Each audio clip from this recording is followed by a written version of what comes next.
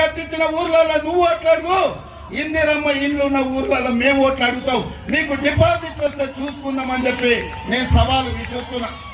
అందుకే మిత్రులారా, ఇవాళ ఈ రాష్ట్రంలో జరగబోయే ఎన్నికలు నేను ఒక్క మాట ఈ వేదిక మీద నుంచి సూటిగా నరేంద్ర మోడీ, కల్వకుంట్ల చంద్రశేఖరరావుకు విసిరదలుచుకున్నా.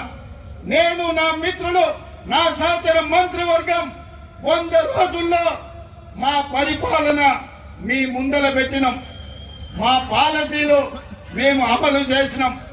ఇవాళ నేను అడుగుతున్న మిత్రులారా, 100 రోజుల్లో మేము మంచి పాలన ఇస్తే, సంక్షేమ పథకాలు అమలు చేస్తే, 6 గ్యారంటీలు అమలు చేయడానికి చిత్తశుద్ధితో ప్రయత్నం చేస్తే తెలంగాణ రాష్ట్రంలో మమ్మల్ని 14 సీట్లలో గెలిపించండి.